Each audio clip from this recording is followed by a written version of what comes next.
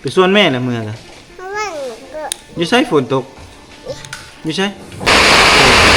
แห้งๆลงพี่น้องได้แล้วบ่บัดนี้ฮะนิ่งเมี่ยงน่ะได้แต่บ่เสียบสำเร็จกัน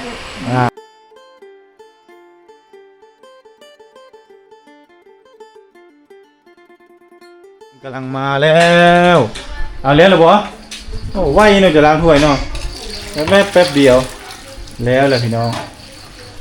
มีนี่ก็ล้างพักแน่เด้อโดยล้างนั่นโมยหมดอีโต้นี่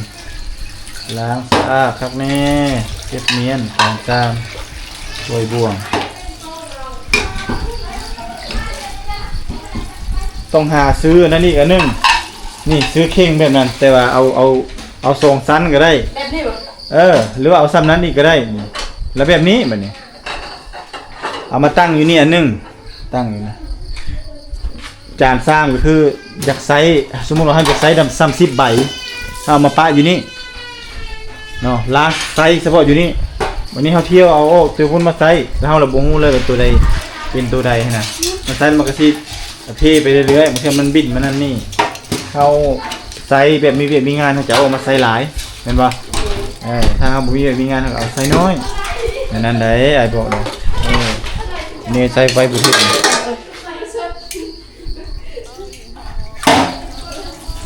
นี่ตาไปใช่เนียนนี่มาตัดกวด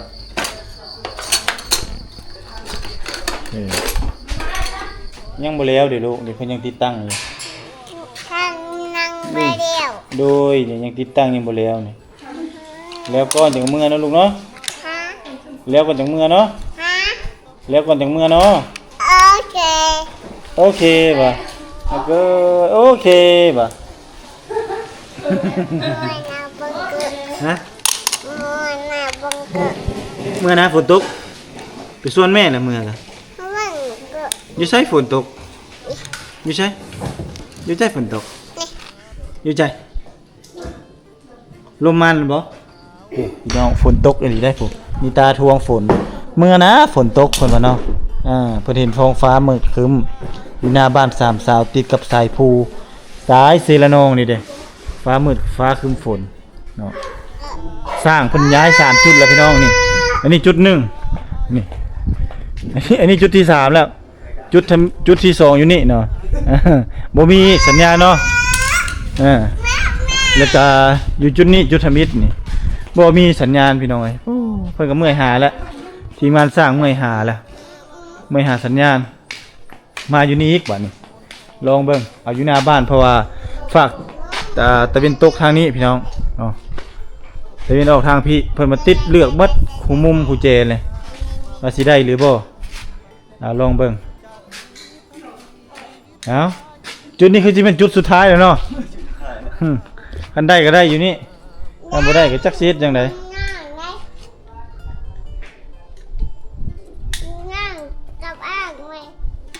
เนี่ยบอกยังเบิ่งนี่มึงบ้าเพิ่นติดให้นี่ติดหรือว่ารุ่นนี้มันมีสัญญาณบ่บัดของเขาก็ใช้รุ่นนี้เบิดได้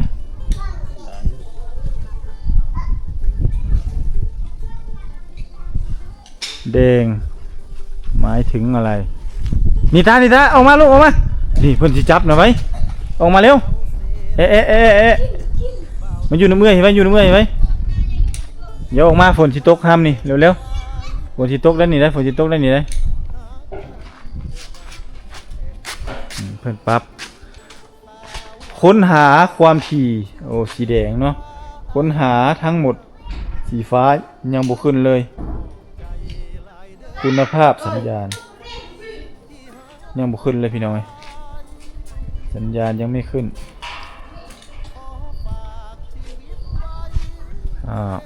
มันเป็นอย่างน้อบัดนี้น้อพี่น้องเอ้ยสัญญาณบ่ขึ้น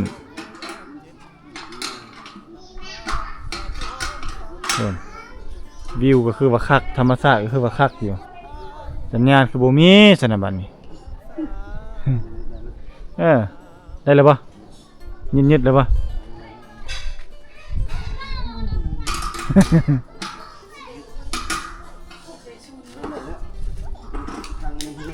ให้มันแน่นๆก็บ่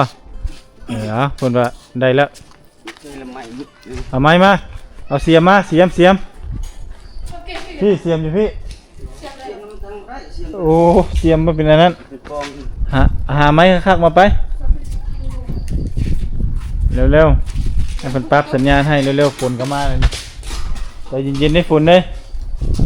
นิตาอย่ามานิตาอย่าไปนิตาอย่าไปนิตาเบิ่งฝนมาแล้วนี่ผู้มืดมาเลยบัดนี้ผู้อ๋อตัวมืดเลยคือเลยไปเร็วๆยาวเร็วทางเลยเขาไปเอาพัวไปไว้ สบายเนาะเอาผัวแล้วก็สบายมีผู้เฮ็ดเวียกเฮ็ดงานบ่ต้องทุกข์เวียกเพิ่นว่าเอาเป็นลักหัวเลยเนี่ย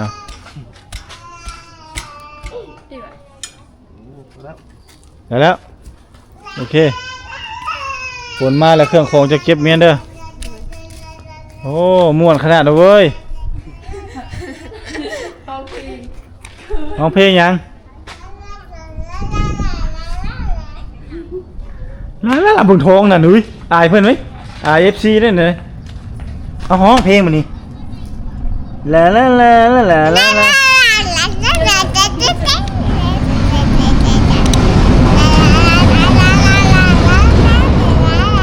เอาห้อง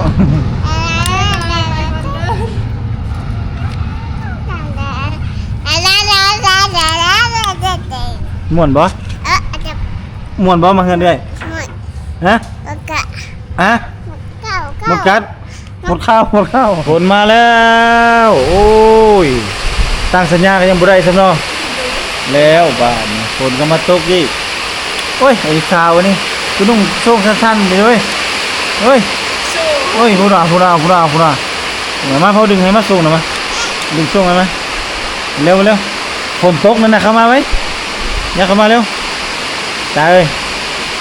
อย่าเข้ามาสุ่มเย็นขนาดพี่น้อง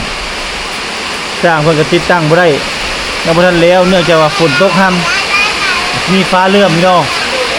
แล้วมื้อแลงบ่ได้เบิ่งหนังซะเนาะ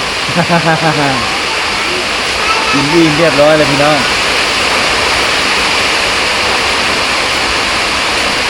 เอานั่งลิ้นก่อนพักผ่อนก่อนเอาไปนั่งพวกนั่งน้ำสาวๆไปหายป่ะไปหาแม่แล้วพวกนักเข้าอากาศดีเนาะพี่น้องเอ้ย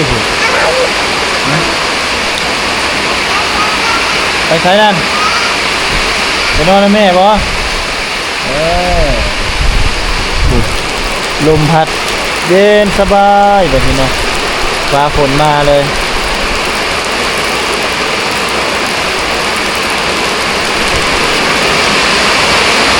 เมื่อวานกับตกไปนี่บ่แบบนี้เลยบ่ตกตลอดเลยตกเขาตกแห้งลงพี่น้อง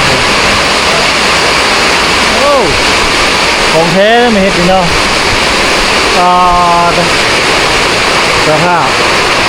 ดินฟ้าอากาศพี่น้องโอ้หน่วยภูนี่มืดมิดมาเลยโอ้ยยังเลยฝนตกดีมากบรรยากาศ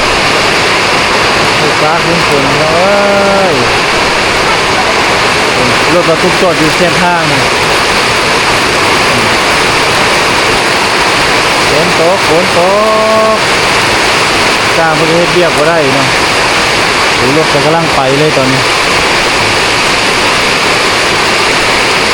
รถแก้หินไปตลอดย่านอย่างเดียวฝนตกคืออย่างที่ย่านจะเกิดอุบัติเหตุพี่น้องถ้าเกิดอุบัติเหตุแต่ในระหว่างทางเมื่อนี่เรียบร้อยแล้วเมื่อก็ได้เลยไปแล้ว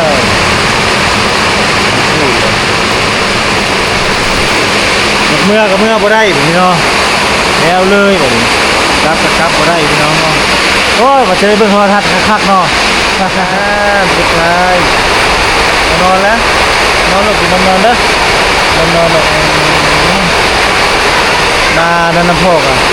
เดี๋ยวตุ้มมาตุ้มนอนรับจะใส่ชุดเนาะชุดแห้ง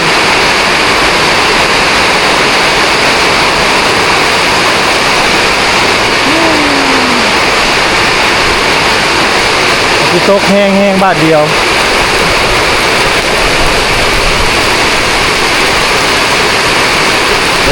ฝนตกเนี่ยจ้าเลยน้อง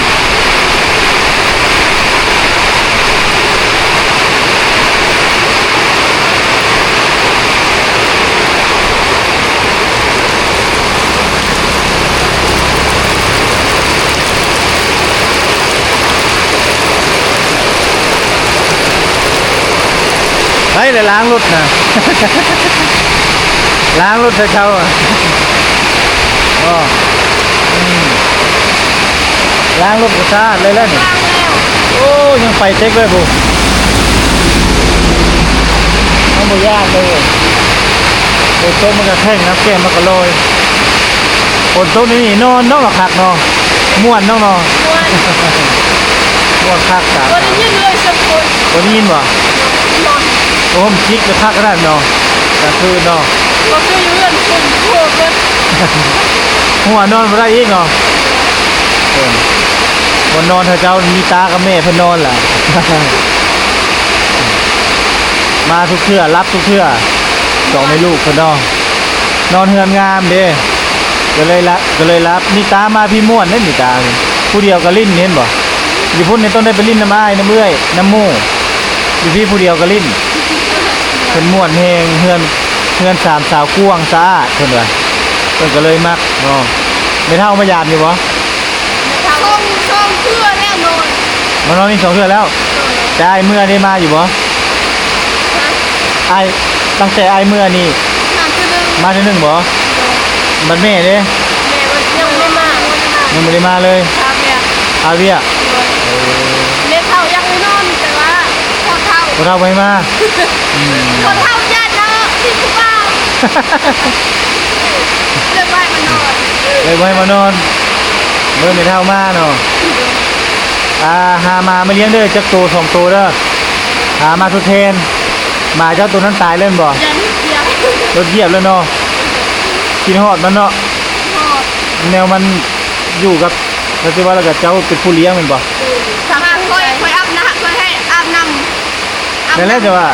ค่อย ไอ้ ให้ ไอ้ว่าสิถามเจ้าแต่ว่าบ่มีเวลาได้ถาม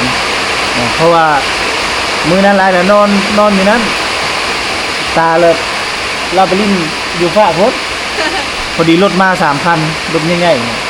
วื้นมันมาแซงกันอยู่เนี่ยหน้านี่มันแซงกันเบิดคันทวินเลยแซงขึ้นมา2คัน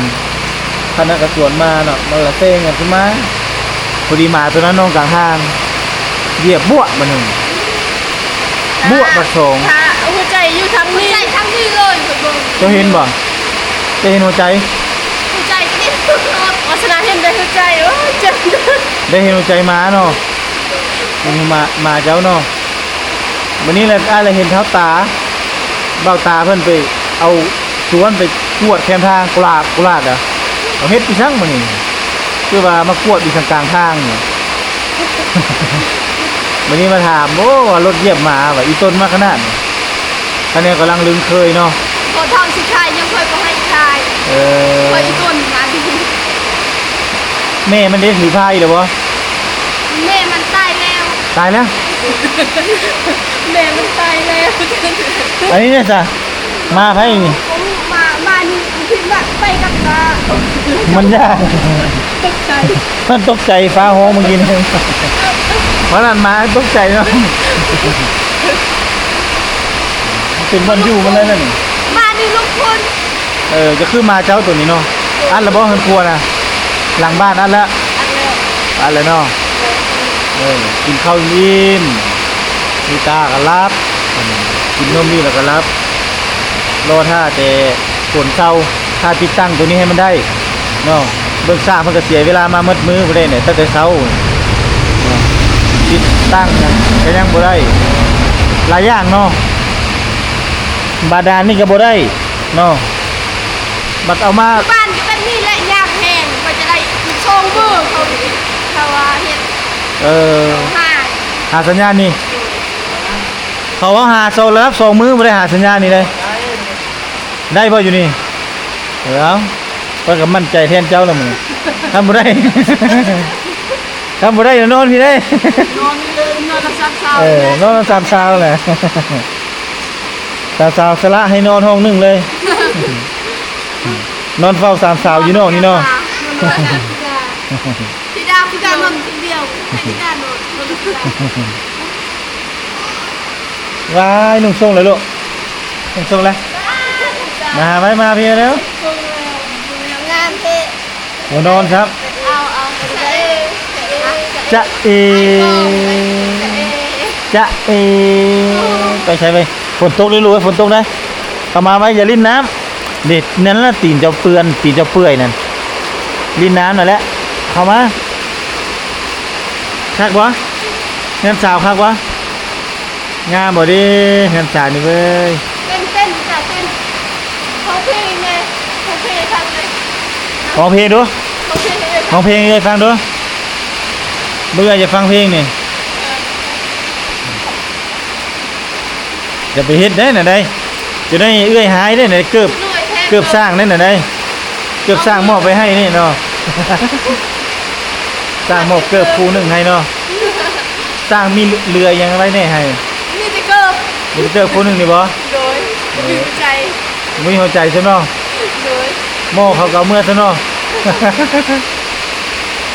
บ่เรือยังไม่ให้เลยว่ะข้าวก็บ่ยอมกินหมดเนาะข้าวน่ะเนาะเพราะว่าข้าวในสร้างนี่เนาะเหลือไว้แต่เม็ด2 เม็ดแล้ว จะไปเขาได้คืนที่รักที่ทอดจะไปมาให้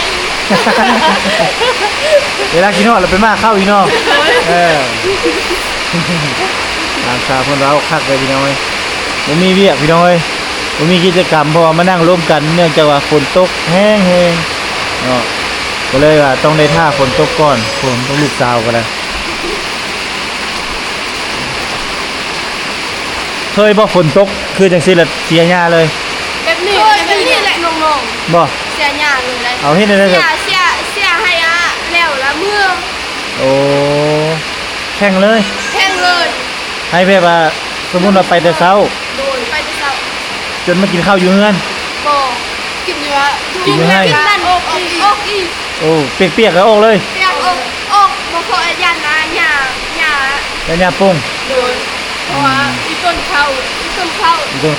เข้าทั้งงาม พอกำลังงามเนาะ โดย การทำปลาหญ้าขึ้นแล้วมันสิท่วมเข้า เฮาแข้งคมบ่ได้ดอกยันนะ เข้าตาย เข้าใจบ่ได้กินเข้าแข้งหญ้าบ่ได้ โอ้นั่นมันก็เลยฟ้าวเสียเนาะ โดย พี่ โอ้ น้ ย อง ชุ่มลื่นเอ้ยแห้ง แห้งๆ ๆ ว่ะ เลยบ่คือเพิ่มเลยบ่ได้พักในเวลาคุณบ่ได้กินน้ำตัวเดียวบ่ได้กินน้ำเลย ยัง กินแต่เฮ็ดกินน้ำเมื่อแต่นั้นรับเลยขอเอง รับเลย โดยนอนเลยนั่งไปทุกคน ม่วนนะบ่เว้ย นั่งไปจับน้อยโดนจับกัน เอาหลังจากที่ฝนหยุดตกพี่น้อง ให้เขานั่น ฮะ คือมันก็ดินมันลุกแล้วมันก็ตามขึ้นมันแน่นแต่ลมมาแล้วมันบ่มีสัญญาณ โอ้ตามดินให้มันแน่นก่อนป่ะนี่เริ่มได้แล้วพี่น้องนี่ได้แล้วรักษาเอ้ยนี่ช่องไทย ช่องเจ็ดอยู่อ่ะ ช่อง3ช่อง7เขามักเบิ่ง ไปเก็บ ช่องสามเลย มีสองสาม ใครอ่ะได้ตัว เอายับเข้าข้างๆนี่ได้บ่นี่มือนี่อันนี้ก่อนให้เจ้าสอดเขานี่ก่อนก็ได้สอดเขานี่สอดเขานี่แล้วเอา เจ้าหน้าที่ป่านี่ก็บ่ชื่อตื้น ตั้งอย่างนี้เลยตั้งนี่แหละ ช่องสามช่องเจ็ด ตัวนี้มัดเอามัดเทิงนี่เนาะได้แล้วบ่บัดนี้ ได้ ฮะ ได้ ได้เบิ่งแล้วเนาะวันนี้เนาะบ่ต้องเหงาแล้ววันนี้เนาะ โดยบ่เงาเลย บอกไปเท่าเอ้ยค่อยได้โทรทัศน์แล้วสิ มาเบิ่งนี่ มาเบิ่งอยู่นี่เด้อนี่ หน้าโจกันใหญ่ ใหญ่บ่ โดยใหญ่ คักเนาะวันนี้เนาะ โดย บ่คือกันไปเท่าเนาะ โดยไปจะสิไปแล้วหน้าโจนกกันนี่ น้อยๆเนาะ โดย อันนี้ให้เจ้าตำให้แน่นบ่ทันสัญญาณเคลื่อนนี่น่ะตามเสานั่นน่ะตามเสามันให้แน่นๆ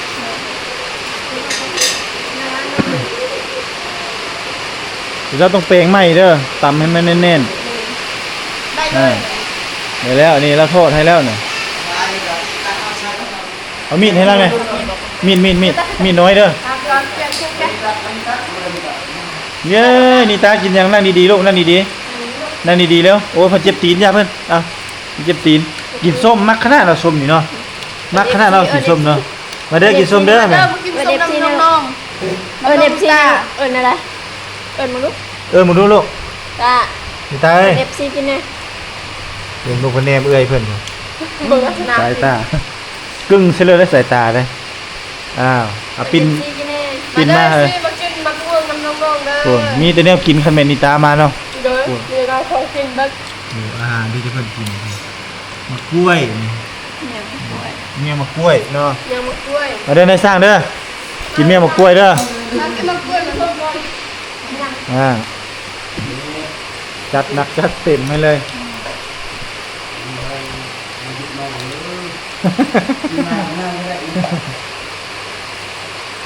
เดี๋ยวนี้คักๆเนาะโทรทัศน์สัญญาณมีอยู่พี่เด้อพี่น้องเด้อสัญญาณนี่ก็ได้เนาะเลือกบนอยู่บนพี่บนจานนี่ก็ได้เนาะโทรทัศน์ต้องได้ตั้งใส่โต๊ะเพิ่นนี่ละ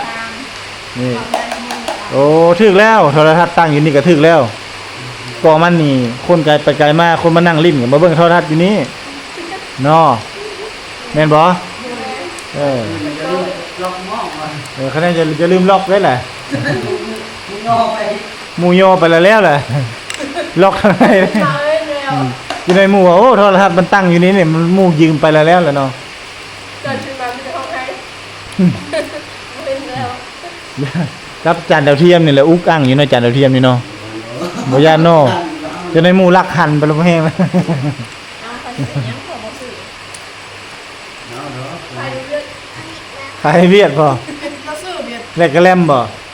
ว่าที่เห็นหมู่ของหมู่ไซก็มาลักนี่ขมังแล้วเนาะแซ่บสิได้แซ่บอยู่บ่ส้มนี่ก็ แซ่บแซ่บทุกอย่าง หมดทุกอย่างเนาะ โดย แต่เจ้าก็เฮียนเฮ็ดกินแบบนี้เฮ็ดเป็นอยู่ติ ให้เป็น เมี่ยงน่ะได้ แต่บ่แซ่บสำเร็จการเฮ็ด บ่แซ่บนี่ได้ก็แซ่บคือกันนั่นแหละ ดักนี่ทุกอย่าง เป็นที่กันนั่นแหละ เป็นแต่บ่แซ่บ เป็นแต่บ่แซ่บบ่ ลายแถบ เป็นอยู่หลาย เป็นนัวต้องใส่หลายๆเนาะจังแซ่บจังอร่อย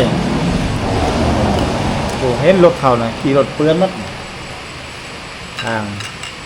มาเด้อกินเด้อส้มน้องๆอย่าเบิดเดียว กินรถตามสบายโทษแล้วนะนี่ตาลอย่าให้กินหลายนะเอาออกจานม่วงๆนะเอาไปบนไม้ซะ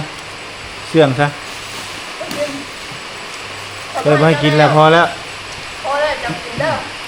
กินหน่อยไม่ต้องกินลายกินท้องกินท้อง เจ็บท้องบ่ต้องกินหลายเลยลูกเด้อ จับเบิ่งล่ะ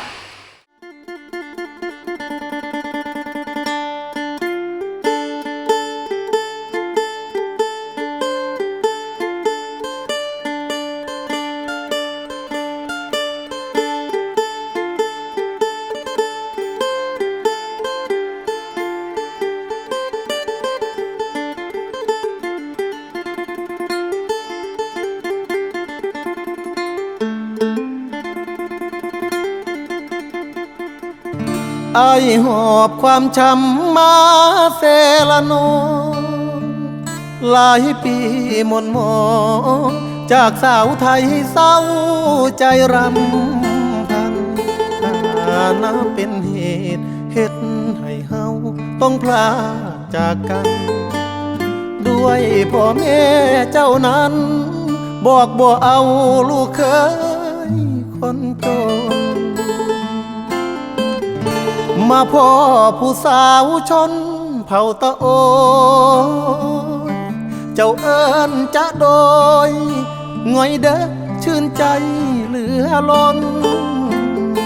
เธอชื่อธิดาสาวชนเผ่าตะโอยหน้ามนหอยยิ้มจิ้มใจอ้ายล้นเหมือนนิมนต์มาจนละเมอสาวเซละนองบ่าวไทยสองใจพันผูกความเจ็บกลายเป็นความสุขหากันแต่วันแรกเจอสาวเผ่าตะโอยชื่อธิดาอายหาเจ้าเด้อขอบใจหลายเด้อคนดีที่หาพักอายขอฝากชีวิตไว้เซละนอทุกความหม่นหมองฝากเธอช่วยเป็นยาใจ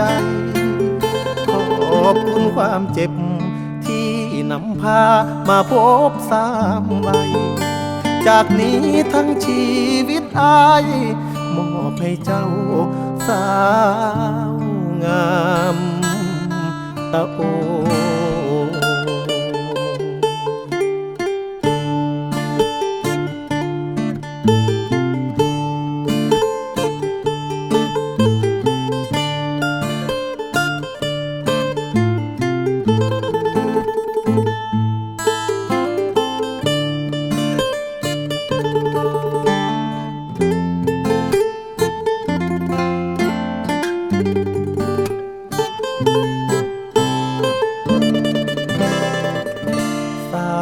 เซละนองบ่าวไทยสองใจพันผูก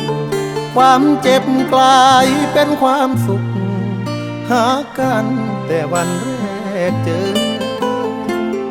สาวเผ่าตะโอยชื่อธิดาอายหาเจ้าเด้อขอบใจหลายเด้อคนดีที่หาพักอาย